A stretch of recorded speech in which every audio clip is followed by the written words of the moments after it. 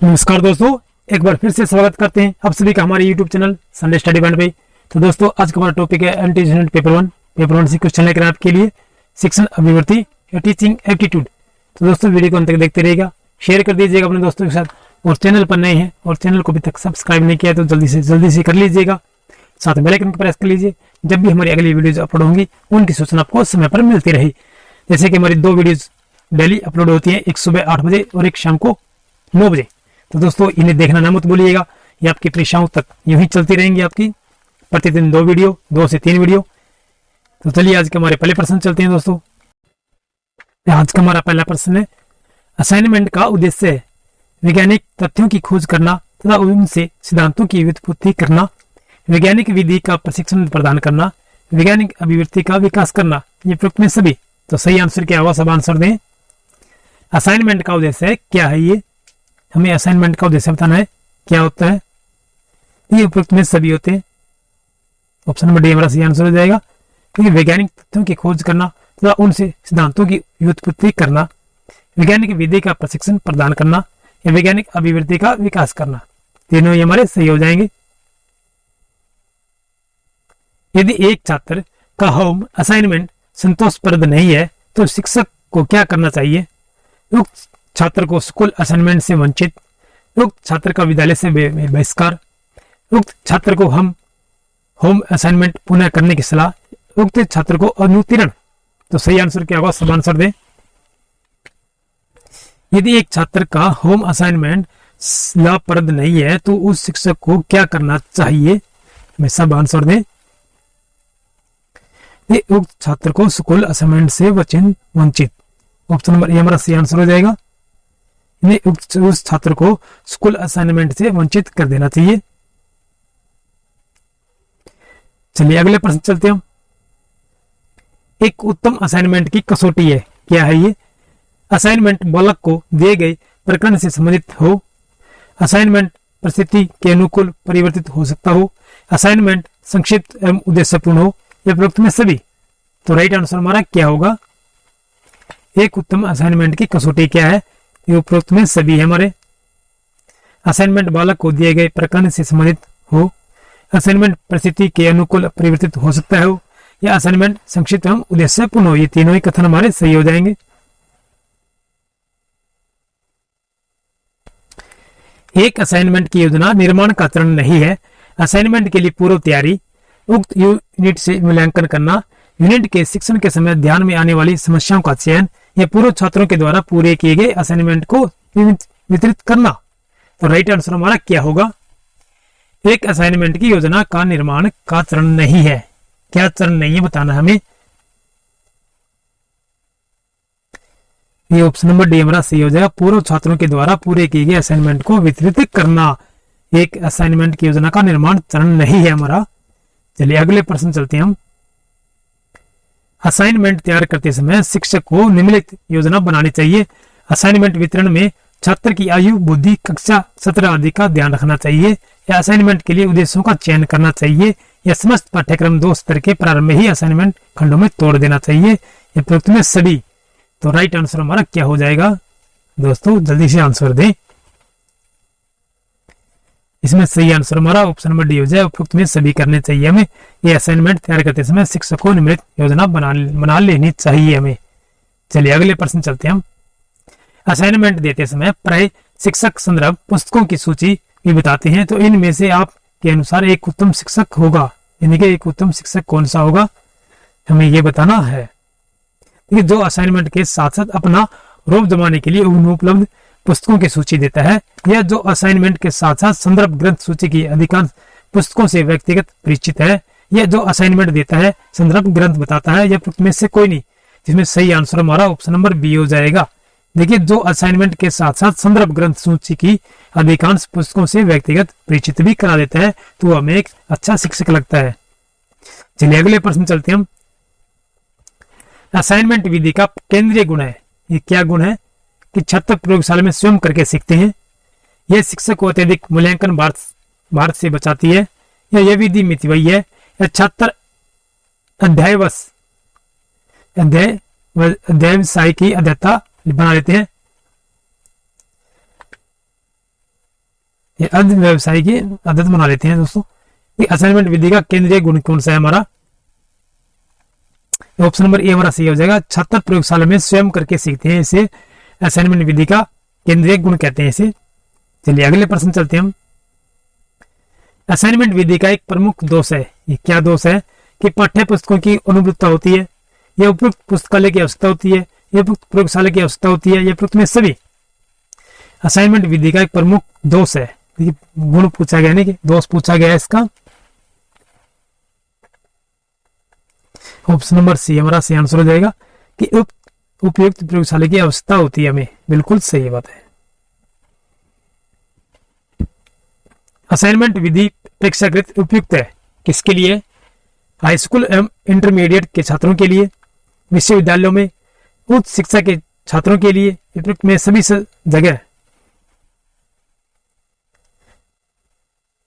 Assignment विधि अपेक्षाकृत उपयुक्त है हाई स्कूल एवं इंटरमीडिएट के छात्रों के लिए, यानी 10वीं और 12वीं कक्षा के लिए।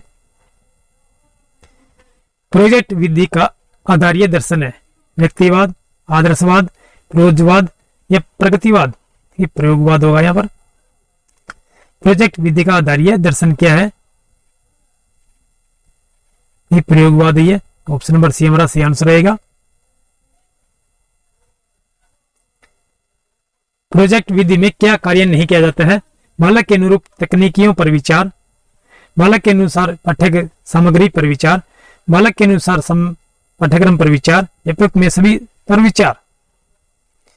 प्रोजेक्ट विधि में क्या कार्य नहीं किया जाता है? देखिए नहीं पूछा गया है यहाँ पर, तो हमें उपयुक्त में सभी पर विचार। ऑप्शन नंबर डी हमारा सही आंसर रह जाएगा। प्रोजेक्ट विधि में बल दिया जाता है, ये किस पर बल दिया जाता है? हस्त कार्य द्वारा सीखने पर, सहचार्य एवं सहयोग द्वारा सीखने पर, जीवन कार्य द्वारा सीखने पर, या उपयुक्त में सभी के द्वारा सीखने पर। ये प्रोजेक्ट विधि में बल दिया जाता है, किस पर बल दिया जाता है? ये उपयुक्त में सभी के द्वारा सीखने पर। ऑप्शन नंबर डी हमारा सही आंसर रहेगा। चलिए अगले प्रश्न चलते हैं हम।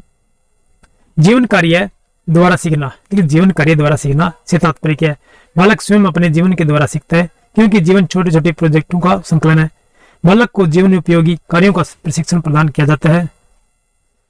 बालक अपने जीवन काल के अनुभवों के द्वारा ही समस्त विद्याओं में निष्णात हो जाता है। बालक स्वयं प्रोजेक्ट बनाता है तथा उन्हें अनुभव के आधार पर हल करता है। तो राइट आंसर हमारा क्या होगा? ये ऑप्शन नंबर ए हमारा सही आंसर हो जाएगा कि जीवन कार्य द्वारा सीखना से तात्पर्य क्या है? बालक स्वयं अपने जीवन के द्वारा सीखता है, क्योंकि जीवन छोटे छोटे प्रोजेक्टों का संकलन होता है हमारा।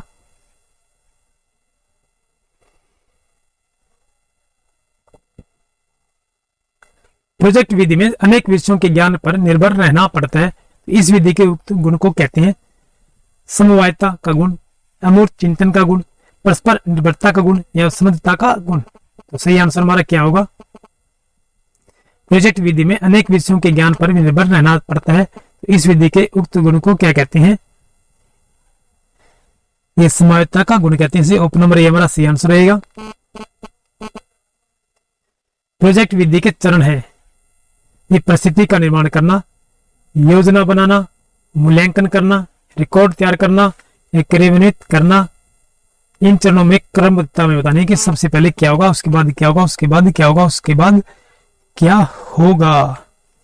तो राइट आंसर हमारा दोस्तों ऑप्शन नंबर बी हो जाएगा। देखिए थोड़ा बड़ा कर देते हैं हम। ये प्रोजेक्ट विधि के चरण पूछे गए इसने, ठीक है ना। तो सबसे पहले देखिए क्या होगा, परिस्थिति का निर्माण करना होगा हमें, फिर हमें योजना बनानी होगी, उसके बाद हमें क्रियान्वित करना होगा, फिर हमें मूल्यांकन करना होगा, फिर हमें रिकॉर्ड तैयार करना होगा। यानी 1 2 5 3 4 हो जाएगा हमारा। सबसे पहले परिस्थिति का निर्माण करना, फिर योजना बनाना, फिर क्रियान्वित करना, ठीक है, इसके बाद मूल्यांकन करना चाहिए, फिर हमें रिकॉर्ड तैयार करना चाहिए। चलिए अगले प्रश्न चलते हैं हम। प्रोजेक्ट विधि में शिक्षक की भूमिका होती है एक मार्गदर्शक जैसी, एक मित्र जैसी, एक कार्य सहयोगी जैसी, या फिर में सभी। प्रोजेक्ट विधि में शिक्षक की भूमिका क्या होती है दोस्तों? ये उपरोक्त में सभी होती है, एक मार्गदर्शक जैसी होती है, एक मित्र जैसी भी होती है, और एक कार्य सहयोगी जैसी भी होती है। ये प्रोजेक्ट विधि का सर्वश्रेष्ठ गुण है। कौन सा है? खेल खेल में बालकों को विज्ञान सिखाना, इसके द्वारा वैज्ञानिक विधि का प्रशिक्षण प्रदान करना, इसका बाल केंद्रित होना या प्रजातांत्रिक अनुशासन को लागू करना।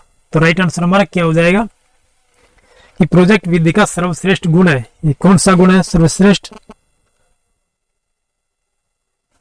इसके द्वारा वैज्ञानिक विधि का प्रशिक्षण प्रदान करना है। ऑप्शन नंबर बी हमारा सही आंसर रहेगा। एक उत्तम प्रोजेक्ट की विशेषता है बालकों की सक्रियता के अनुकूल क्रियाएं, उद्देश्य पूर्णता, बालकों को कार्य करने की पूर्ण स्वतंत्रता, या उपरोक्त में सभी। तो राइट आंसर हमारा क्या होगा? एक उत्तम प्रोजेक्ट की विशेषता है। ये क्या विशेषता है एक उत्तम प्रोजेक्ट की? उपरोक्त में सभी होगी हमारी। ऑप्शन नंबर डी सही आंसर रहेगा हमारा। प्रोजेक्ट का चयन करना चाहिए केवल छात्रों के द्वारा, केवल शिक्षकों के द्वारा, शिक्षकों एवं छात्रों दोनों के द्वारा, उपरोक्त में किसी के द्वारा भी नहीं। प्रोजेक्ट का चयन करना चाहिए, किसके द्वारा चयन करना चाहिए एक प्रोजेक्ट का?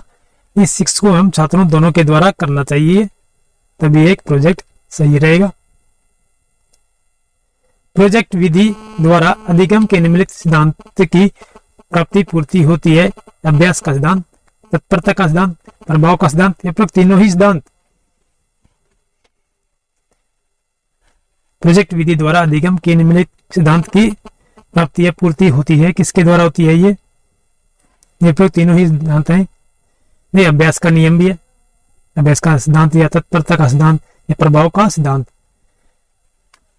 ये थॉर्नडाइक, पाउलिन है ना, स्टेनले हॉल सुने होंगे हमने, जो सीटेट में आते हैं, है कि नहीं? अच्छा, प्रोजेक्ट शिक्षण विधि का प्रचलित स्वरूप है संक्रांत कार्य में बालक को व्यस्त रखना, छात्रों से केवल मॉडल तैयार कराना, छात्रों को एक दो विषय में प्रोजेक्ट बांटकर पूरा करके लाने के लिए कहना, या उपरोक्त में सभी। प्रोजेक्ट शिक्षण विधि का प्रचलित स्वरूप है। ये क्या स्वरूप है? उपरोक्त में सभी होगा हमारा। ऑप्शन नंबर डी आंसर हो जाएगा। प्रोजेक्ट शिक्षण विधि का प्रचलित स्वरूप जो है 1, 2, 3 ही हो जाएंगे हमारे। चर्चा विधि का उद्देश्य है।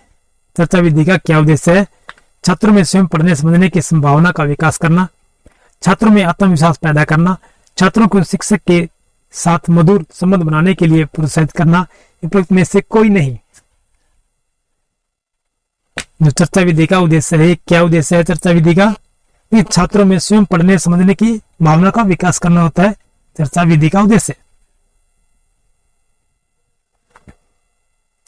चर्चा विधि को क्रियान्वित किया जाता है शिक्षकों के द्वारा छात्रों को पुस्तकालय में रखे संदर्भ ग्रंथों की सूची प्रदान की जाती है। पुनः छात्रों को समूह में अध्ययन एवं चर्चा का समय दिया जाता है। सर्वप्रथम शिक्षक प्रकरण की पृष्ठभूमि एवं सामान्य आख्या या संख्या प्रस्तुत करना।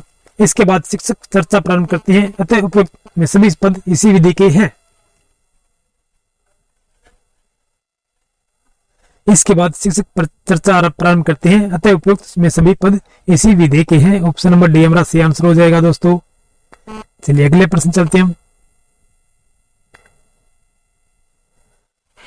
चर्चा विधि के लिए प्रकरण चयन में एक शिक्षक को निम्नलिखित सावधानी बरतनी चाहिए।